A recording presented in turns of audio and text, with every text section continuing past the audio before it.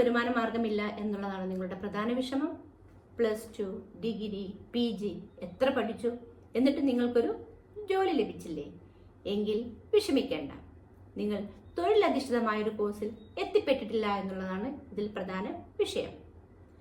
ഇവിടെ എനിക്ക് നിങ്ങളെ സഹായിക്കാൻ സാധിക്കും.